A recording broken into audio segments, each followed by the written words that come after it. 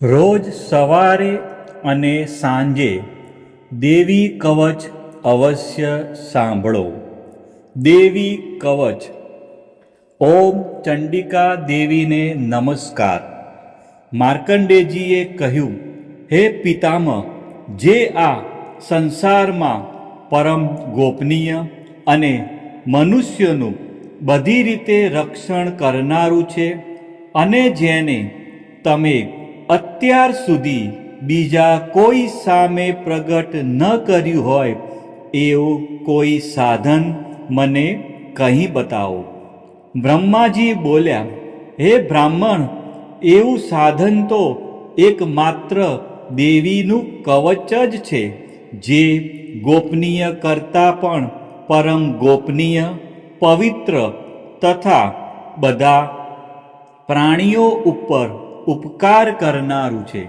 હે મહામુનિ, તે તમે સાંભળો. દેવીની 9 મૂર્તિઓ છે. તેમને 9 દુર્ગા કહે છે. તેમના અલગ અલગ નામો બતાવવામાં આવે છે.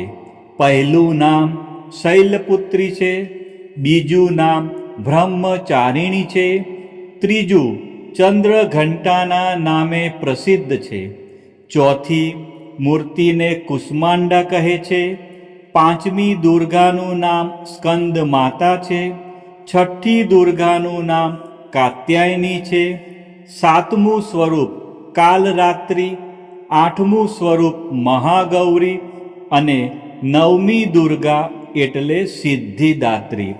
આ બધા નામ વેદ ભગવાન દ્વારા કહેવાયા છે.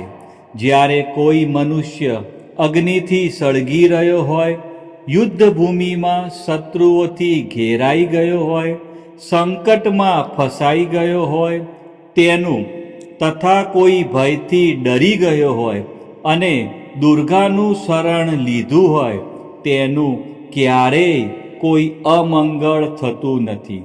યુદ્ધના સમયે મુશ્કેલી હોવા છતાં પણ તેને કોઈ વિપત્તિ ઉદ્ભવતી નથી. તેને શોક, દુઃખ અને ભય પ્રાપ્ત થતા નથી.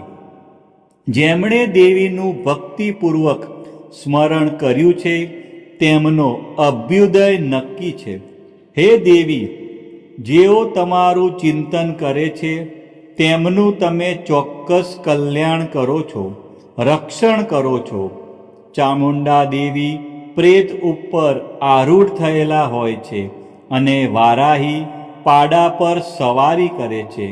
ઐન્દ્રીનું વાહન ઐરાવત હાથી છે, વૈષ્ણવી ગરુડ પર આવે છે અને માહેશ્વરી આખલા પર આરૂઢ થયેલા છે.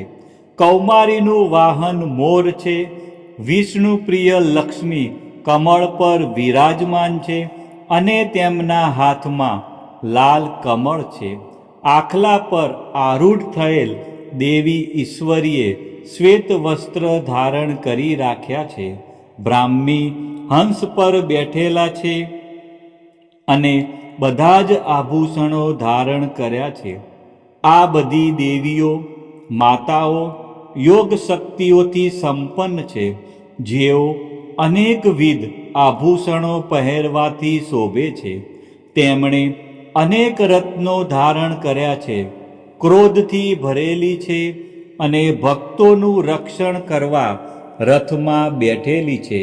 આ દેવીઓના હાથમાં શંખ, ચક્ર, ગદા, શક્તિ, હળ, મૂસળ, ખેટક, તોમર, કુહાડી, દોરડું, કુંત, ત્રિશૂળ અને ઉત્તમ ધનુષ્ય ધારણ કરેલા છે. દૈત્યોના શરીરનો નાશ કરવો અને ભક્તોને અભયદાન આપવું, દેવતાઓનું હિત કરવું એ તેમના શસ્ત્ર ધારણનો ઉદ્દેશ છે. મહારૌદ્ર રૂપ, અત્યંત ઘોર પરાક્રમી, મહાબલી અને મહા ઉત્સાહયુક્ત હે દેવી, તમે મહાન ભયનો નાશ કરનારા છો. તમને મારા નમસ્કાર છે. તમારી સામે જોવું પણ મુશ્કેલ છે. શત્રુઓનો ભય વધારનારા હે જગદંબિકા, મારું રક્ષણ કરો. પૂર્વ દિશામાં ઐન્દ્રિશક્તિ મારું રક્ષણ કરે. અગ્નિ ખૂણામાં અગ્નિશક્તિ, દક્ષિણ દિશામાં વારાહી તથા નૈઋત્ય ખૂણામાં ખગધારિણી મારું રક્ષણ કરે. પશ્ચિમ દિશામાં વારુણી અને વાયવ્ય ખૂણામાં હરણ પર સવારી કરનારા દેવી મારું રક્ષણ કરો. ઉત્તર દિશામાં કુમારી અને ઈશાન ખૂણામાં શૂલધારિણી મારું રક્ષણ કરો. હે બ્રહ્માણી, તમે ઉપરની બાજુએ મારું રક્ષણ કરો. હે વૈષ્ણવી, તમે નીચેની બાજુએ મારું રક્ષણ કરો. આ જ પ્રમાણે શબ જેનું વાહન છે તે ચામુંડા દેવી દસે દિશાઓમાં મારું રક્ષણ કરો. જયા આગળની બાજુએ અને વિજયા પાછળની બાજુએ રક્ષણ કરે. ડાબા ભાગે અજિતા દેવી, જમણા ભાગે અપરાજિતા મારું રક્ષણ કરે. ઉદ્યોતિની શિખાનું રક્ષણ કરે અને ઉમા મારા મસ્તક પર વિરાજિત થઈને મારું રક્ષણ કરે. માલાધરી દેવી મારા કપાળનું અને યશસ્વી મારી ભમરોનું રક્ષણ કરે. ત્રિનેત્રા ભમરોના મધ્ય ભાગનું અને યમઘંટા દેવી નાસિકાઓનું રક્ષણ કરે. શંખીની બંને આંખોના મધ્ય ભાગનું રક્ષણ કરે અને દ્વારવાસીની કાનોનું રક્ષણ કરે. કાલિકા ગાલોનું તથા સાંકરી કાનોના મૂળ ભાગોની રક્ષા કરે. સુગંધા નાસિકાઓની અને ચર્ચિકા દેવી ઉપરના હોઠનું રક્ષણ કરે. અમૃતકલા નીચેના હોઠનું અને સરસ્વતી જીભનું રક્ષણ કરે. કૌમારી મારા દાંતોનું અને ચંડિકા કંઠ ભાગનું રક્ષણ કરે. ચિત્રઘંટા ગળાની ઘંટિકાનું અને મહામાયા તાળવાનું રક્ષણ કરે. કામાક્ષી દાઢીનું અને સર્વમંગલા મારી વાણીનું રક્ષણ કરે. નીલગ્રીવા કંઠના બહારના ભાગનું અને અન્નનલિકાનું કૌબેરી દેવી રક્ષણ કરે. ખગીની બંને ખભાઓનું અને વ્રજધારિણી મારા બંને બાહુઓનું રક્ષણ કરો. દંડિની દેવી બંને હાથોનું અને અંબિકા આંગળીઓનું રક્ષણ કરે. શુલેશ્વરી નખોનું રક્ષણ કરે અને કુલેશ્વરી કુખ પેટનું રક્ષણ કરો. મહાદેવી બંને સ્તનોનું અને શોક વિનાશિની મનનું રક્ષણ કરે. લલિતા દેવી હૃદયનું અને શૂલધારિણી ઉદરનું રક્ષણ કરે. કામિની નાભીનું અને ગુહેશ્વરી ગુહ ભાગનું રક્ષણ કરો. પૂતના અને કામિકા લિંગનું અને પાડાને વાહન બનાવનાર દેવી ગુદાનું રક્ષણ કરે. ભગવતી કટી પ્રદેશનું અને ઘૂંટણોની રક્ષા વિંધ્યવાસિની કરે. સર્વ કામનાઓ પૂરી કરનારા દેવી જંઘાઓનું રક્ષણ કરે. નારસિંહ દેવી પિંડીઓનું રક્ષણ કરે. તેજસી બંને પગોના પૃષ્ઠ ભાગનું રક્ષણ કરે. શ્રીદેવી પગોની આંગળીઓનું અને તલવાસિની દેવી પગના તળિયાનું રક્ષણ કરે. પોતાની વિકરાળ દાઢોથી ભયંકર દેખાતા કરાલી દેવી નખોનું અને ઉદ્ધવકેશીની દેવી વાળનું રક્ષણ કરે. કૌબેરી રૂવાંટીના છિદ્રોનું અને વાઘેશ્વરી ત્વચાનું રક્ષણ કરે. પાર્વતી રક્ત, મજ્જા, વસા, માંસ, હાડકાં અને મેદનું રક્ષણ કરે. કાલરાત્રિ આંતરડાઓનું અને મુકુટેશ્વરી પિત્તનું રક્ષણ કરે. પદ્માવતી કમળ કોષોના મૂળ આધારનું અને ચૂડામણી કફનું રક્ષણ કરે. જ્વાળામુખી નખોના તેજનું અને અભેગા સમસ્ત સાંધાઓનું રક્ષણ કરે. હે બ્રહ્માણી, તમે મારા વીર્યનું રક્ષણ કરો. હે છત્રેશ્વરી, મારી છાયાનું રક્ષણ કરો. હે ધર્મધારિણી, મારા અહંકાર, મન અને બુદ્ધિનું રક્ષણ કરો. હે વ્રજ ધારણ કરનાર દેવી, મારા પ્રાણ, અપાન, વ્યાન, ઉદાન અને સમાનનું રક્ષણ કરો.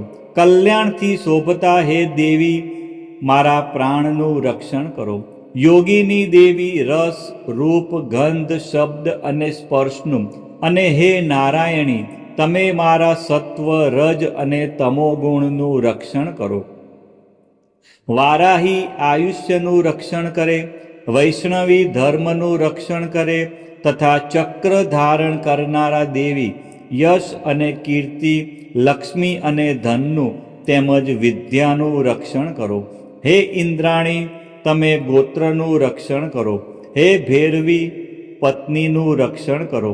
હે ચંડિકા, મારા પશુઓનું રક્ષણ કરો. હે મહાલક્ષ્મી, પુત્રોનું, સંતાનોનું રક્ષણ કરો. હે સુપથા દેવી, મારા પથનું, અને ક્ષેમકરી દેવી, મારા માર્ગનું રક્ષણ કરે. હે મહાલક્ષ્મી, રાજદ્વારી કાર્યોમાં મારું રક્ષણ કરો. તથા સર્વ બાજુએ રહેલા વિજયા, ચારે બાજુ રહીને રક્ષણ કરો. હે દેવી, જે સ્થાન દેવી કવચમાં કહેવાયું નથી અને તેથી રક્ષણ વિનાનું છે, તે બધા સ્થાનો તમારા વડે સુરક્ષિત થાય, કારણ કે તમે વિજયશાલિની અને પાપનાશીની છો. મનુષ્ય પોતાના શરીરનું ભલું ઈચ્છતો હોય તો તેણે દેવી કવચનો પાઠ કર્યા વિના એક ડગલું પણ ભરવું નહીં. દેવી કવચનો પાઠ કરીને જ યાત્રા કરવી. દેવી કવચના પાઠથી બધી બાજુથી સુરક્ષિત થયેલો મનુષ્ય જ્યાં જ્યાં જાય છે ત્યાં ત્યાં તેને ધન લાભ થાય છે તથા સઘળી કામનાઓ પર વિજય પ્રાપ્ત થાય છે. તે જે અભિષ્ટ વસ્તુનું ચિંતન કરે છે તેને તે અચૂકપણે પ્રાપ્ત કરી લે છે. તે મનુષ્ય આ પૃથ્વી ઉપર અતુલ ઐશ્વર્ય પામે છે. દેવી કવચથી રક્ષાયેલો મનુષ્ય નિર્ભય થઈ જાય છે. યુદ્ધમાં તેમનો પરાજય થતો નથી તથા તે ત્રણેય લોકમાં પૂજનીય બને છે. આ દેવી કવચ દેવતાઓને પણ દુર્લભ છે. જે આ દેવી કવચનો દરરોજ 3 સંધ્યાએ શ્રદ્ધાપૂર્વક પાઠ કરે છે તેની દૈવી કલા પ્રાપ્ત થાય છે તથા તે ત્રણેય લોકમાં પરાજિત થતો નથી. એટલું જ નહીં, તે અપમૃત્યુથી રહિત થઈને 100 કરતાં પણ વધુ વર્ષ જીવે છે. દેવી કવચ ધારણ કરનારા મનુષ્યની રાજા તરફથી સન્માન અને વૃદ્ધિ થાય છે. આ દેવી કવચ મનુષ્યના તેજની વૃદ્ધિ કરનારું અને ઉત્તમ છે. આ દેવી કવચનો પાઠ કરનારો મનુષ્ય પોતાની કીર્તિથી શોભા પામીને પૃથ્વી ઉપર પોતાના સુયશ સાથે સાથે વૃદ્ધિ પામે છે. જે પહેલાં દેવી કવચ કરીને સપ્તસતી ચંડી પાઠ કરે છે તેની જ્યાં સુધી વન પર્વત હોય ત્યાં સુધી તે આનંદથી યુક્ત આ પૃથ્વી ઉપર રહે છે. તેના પુત્રો પૌત્રો સંતાન પરંપરા બનેલી રહે છે. પછી દેહાંત થતાં તે મનુષ્ય મહામાયાની કૃપાથી નિત્ય પરમપદને પામે છે. જે દેવતાઓને પણ દુર્લભ છે તે સુંદર દિવ્ય રૂપ ધારણ કરે છે અને કલ્યાણ શિવની સાથે આનંદનો ભાગી બને છે. દેવી કવચ સમાપ્ત. બોલો શ્રી અંબે માત કી જય, ચામુંડા માત કી જય, ખોડિયાર માત કી જય, ઉમિયા માત કી જય, મહાકાળી માત કી જય, બહુચર માત કી જય, 64 જોગણી માત કી જય, સધી મોગલ માત કી જય. આ પ્રમાણે રોજ સવારે અને સાંજે દેવી કવચનો પાઠ અવશ્ય સાંભળવો.